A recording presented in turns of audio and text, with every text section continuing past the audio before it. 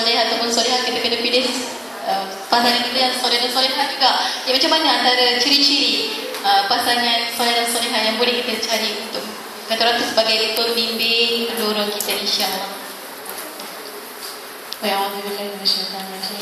بسم الله الرحمن الرحيم. قال الله تعالى في كتابه العزيز أعوذ بالله من الشيطان الرجيم يا أيها الذين آمنوا إنا خلقناكم من ذكر وأنثى وجعلناكم شعوبا وقبائل لتعارفوا إن أكرمكم عند الله أتقاكم إن الله غفور رحيم. InsyaAllah ayat yang Allah berikan kepada kita dalam kitab Al-Quran Al-Karim, dia menyebut, aku telah ciptakan di antara kamu lelaki dan perempuan. Untuk apa? Untuk apa maknanya? Qabaila lita'arafu, untuk kamu berkenal-kenalan, memahami antara satu sama lain. Jadi jangan ada satu persepsi dalam diri, aku tidak akan kahwin, aku tidak akan kahwin, aku tak mau kahwin dan aku rasa resah kalau kahwin. Susahnya. Sebab sunnah Nabi SAW juga menyebut kita seharusnya complete our deen. Half of our deen is completed when we have achieved and when we have taken the vows of marriage.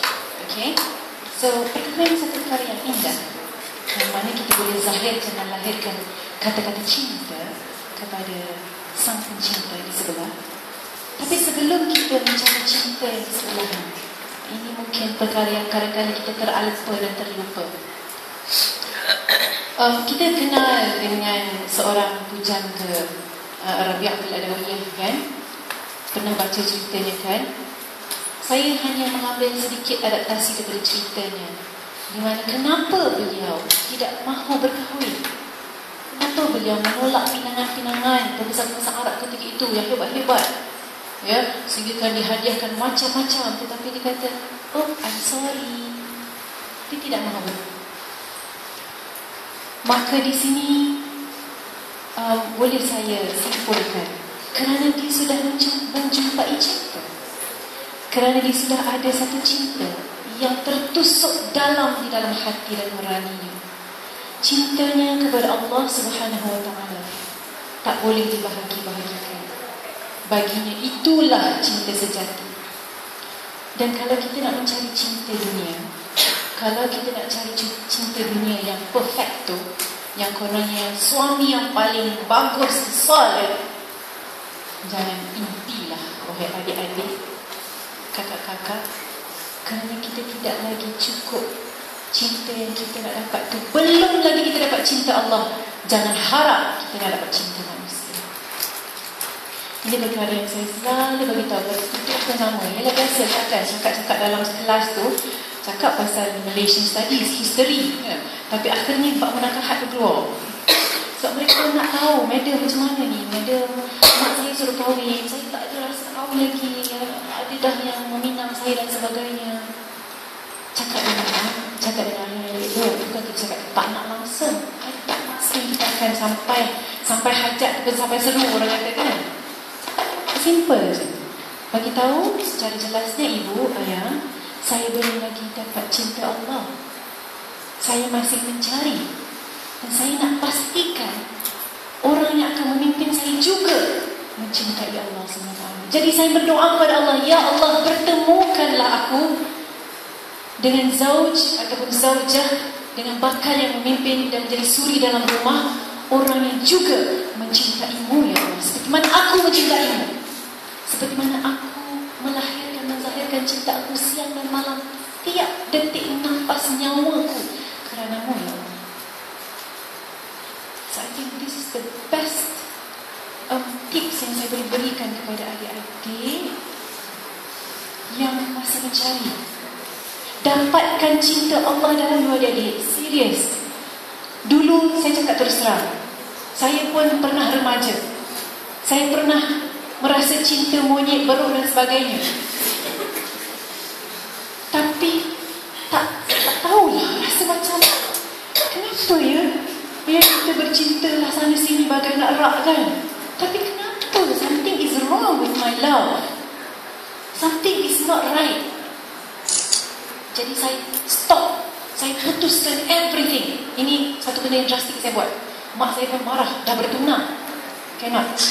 Sebab saya faham tunang saya ni bukan boleh memimpin. Dan setelah apa yang saya nampak dengan dia lah, benda yang satu kemaluan besar kepada keluarga.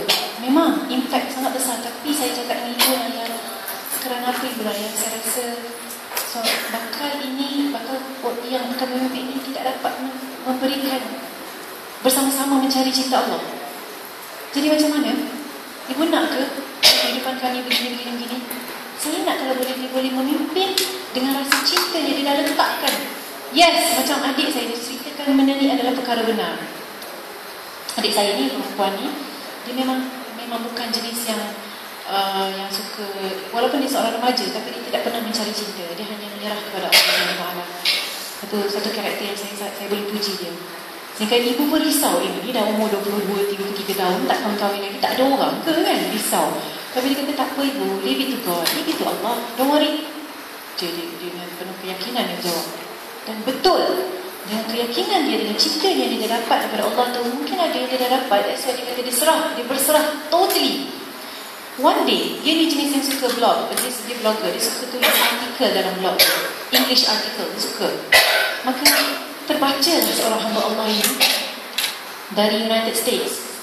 Terbacalah dia artikel ini dan dia merasakan, siapakah penulis artikel ini? Sebab dalam blog dia tidak pernah diletakkan gambarnya langsung, tidak pernah diletakkan nama pun, nama pena. Jadi menjadi misteri. Cik Abel ni daripada US ni, tiba-tiba merasakan terpanggil nak mengenali siapakah insan muslimah ini yang bercerita tentang iman, Islam, ihsan dalam blog. Very very simple way. Sehingga kan orang yang tak faham, dia boleh faham, dia rasa tertarik. Jadi apa jejaka ini buat, dia message personally dalam online ni, dia beritahu saudari, saya kat English kan, sister, soalan pertama, are you married? Terus, dia tanya nama ke apa, dia tanya, are you married? Wish, saya, adik saya dapat ni, usia ada halimunan ke kan, tak pasti. Dia pun guna nama pena juga, mamat ni. Jadi dia berkata, yes brother, I'm still single, not yet married, full stop. Second question after few days comes in the online, the message, will you marry me? Seriously, apa awak sekalian, dia tanya, will you marry me? Dan adik saya kata, dia terduduk, malah dia printkan perbualan itu, message tu, dia bagi ke ibu dan ayah. Dia kata, ibu, macam mana nak jawab ni soalan ni? Soalan pertama boleh lagi jawab, soalan kedua nak jawab macam mana kan? Memang kata, Masya Allah, kalau betul lah wujudnya insan ini, dan tell him, kalau kamu nak kahwin dengan saya begini. Dan of course you have to ask him first, are you married also? Buatnya kan, kita ni nombor 4 buat Tuhan. Dia kata dia pun belum berkahwin. Dan dia menceritakan, sebelum adik saya menjawab, sebab lama nak tunggu jawapan, dia pun menceritakan kisahnya. Dia mengatakan dia seorang saudara baru dalam Islam, tapi dah 7 tahun sebagai seorang Muslim di US. Dan dia seorang traveler. Dan dia kata, awak ni dari Malaysia. Saya nampak suasana dalam, dia tunjuk gambar-gambar Malaysia. Dia pun promo juga dalam blog adik saya ni. Dia cakap, Malaysia, I've never been to Malaysia, I want to go to Malaysia one day. Jadi adik saya kata, well, this is the free world, you can come, no problem. I didn't say no, I didn't say yes, it's up to you. Tapi pasal marriage tu, boleh tak tangguhkan dulu ataupun nantilah, saya tak bersedia lagi nak berkahwin pada masa ni. Okay, fine, tak apa. Selang beberapa bulan, tiba-tiba sampai lagi message, brother tu dah cakap dia akan sampai ke Malaysia. Dia cakap, saya nak, boleh tak saya datang Malaysia? Tak. Dia kata dia akan sampai ke Malaysia sekian-sekian hari dan waktu dan tarikh. Kalau boleh, saya tak ada orang pun saya kenal kat Malaysia ni, kalau boleh tak tolong arrangekan transport ke apa ke saja yang boleh, sampai saya kat Malaysia. Takkan saya nak tercangak dah KLIA macam tu kan, saya tak tahu apa-apa dekat Malaysia ni. Jadi my sister kata, kenapa pula mamak ni kan, saya sibuk pula kan. Lepas tu dia pun berkata ayah, kebetulan ayah saya free pada hari tu. Sebab ayah dah tahu lah kisah ni, ayah sangat skeptikal. Ayah kata, don't, you kau tak do. Because takut-takut Yelah, biasa dengan orang-orang di sana yang western ni nak mengkristianisasi kan, ada kan kes-kes yang sebelum ni. Jadi dia ada perasaan gitu, tapi bila kita dah sampai, okay ke have free boleh ambil dia. Oh, my sister kata, dia nak ambil dia nak bawa dia ke mana? Datang rumah kita ni banyak bilik dan kita sentiasa menghalalkan kedatangan tetamu. Orang yang memulihkan tetamu adalah mulia. Why not? Tak payahlah ya. Suruh dia duduk petai ke mana tu kan. Come on, I want to know this guy. He is really have the intention to marry my daughter. Ayah pun alhamdulillah pergi. Mula kata tak adalah pergi dekat KRA itu. Dia panggil Mr. Gio, tidaklah. Tapi dia hanya menanti dan menanti, Masya Allah, Allah pertemukan mereka dan berjumpalah dan berpelukkan. Dan ayah rasa, Masya Allah, is this an angel? Sebab cara dia peluk ayah, cara dia greet ayah, Masya Allah, hebat lah ni. Jadi aku kata, come stay at my place, don't go anywhere. Dia pun macam oblige pula, macam rasa, tak apa doktor, saya nak pergi ke hotel, tak ada masalah, come to my place. Duduklah dia dekat rumah tu. Adik saya tak berpijak dekat tanah, dia duduk atas mata-mata, tak turun, seriously dia tak turun langsung. Bilik yang si Gio ni dekat depan. Maka 7 hari dia duduk Malaysia. Sebab dia buat satu produk ni, dia buat permaculture. Dia suka untuk buat pucuk tanam, cara yang saintifik yang terbaru lah. So akhirnya, cut this story short, saya tahu dah ambil masa panjang ni. Akhirnya bila dia nak bingit, dia tak sebut langsung. Dia walaupun dalam online tu adalah dia orang chatting sikit, tapi itu saja, tak sebut pasal apa-apa je. Tanya hari ni nak pergi mana, sebab adik saya rasa resah bila dia ada dalam rumah. Ada sekali tu ibu lain terpaksa keluar tinggal mereka berdua. Kaunter memang tak boleh kata, ibu cannot do this to me, come on lah kan. Kalau mesti tu kahwin je kan. Memang kata, apa ini, saya tak kenal langsung dia ni. Kata okey, last sekali Gio nak balik, the next day dia kata ibu, dia kata pakcik, kemana pakcik, dia dah berbahasa Melayu sikit kan. Boleh tak sekali saya nak berjumpa dengan anak pakcik before I go back. Dia minta izin. Jadi mak saya kata boleh tanya orang tu. Ya Allah, kamu tu jadi macam tak kena. Nak pakai tudung macam mana, pakai tudung macam mana nak pakai. Ya Allah, kamu turun je lah, saya ada macam tu. Betul lah. Jadi saya greet dia, saya tengok okey ni lah memang wujudnya manusia ini yang ada intention tak kahwin. Masya Allah. And it happens that dia kata, okay, kalau tak pun turun, dia kata, I accept you as my wife. If you accept me as your husband, dan kita akan berakad, mungkin saya kembali balik dalam masa 3 bulan selepas ini. Kita buat very simple akad, dan walimah macam simple. I want it very simple. Dan dia cerita dalam masa keluarga dia macam mana. Keluarga dia pun dia bagi tahu mak dia. Dia kata sebenarnya dia datang dia nak travel kali ni adalah untuk mencari isteri. Sampailah dia dekat Malaysia, mak dia seronok kata dapat orang Malaysia. Sebab memang dia suka Malaysia, mak dia kebetulan. Mak dia memang masih Kristian. Dia Italian American. Duduk lama di Amerika. Jadi, alhamdulillah itu jodoh yang Allah pertemukan. Ini sebenarnya cerita yang saya nak share. Sebab jodoh itu Allah yang susun. Kalau kita berserah dan pasrah kepada dia, insya-Allah ada. Jangan kata sampai dah lanjut usia ni kan, Allah kahwin lagi memang tak ada lah ni yang berminat dan tak ada akan aku kahwin dengan sesiapa di dunia. Macam-macam lah dia fikir kan. Kamu hanya letak, kalau kamu rasa macam tu, maknanya kamu tak dapat cinta Allah lagi. Just leave it to Him and get His love first. Itu mungkin cara dan tips yang pertama. Ciri-ciri yang lain saya rasa antum semua dah faham kot, dah sedar macam mana kita nak dapatkan suami yang soleh. Kalau Rasulullah bagi 4 syarat, 4 perkara yang dipilihnya adalah agama kepada seorang isteri, maka sama juga bagi saya. Jangan tengok kepada betapa handsome-nya dia, atau tengok kepada betapa berstatusnya dia, atau betapa berhartanya dia. Tapi lihatlah kepada betapa beragamanya dia. Kerana dia akan memimpin kita. Rijal qawwamuna 'alan nisa. Lelaki yang memimpin, dan kita akan rasa Masya Allah, kautan sampai sekarang ya, dalam 2 benua yang berbeza ni, Malaysia dengan US.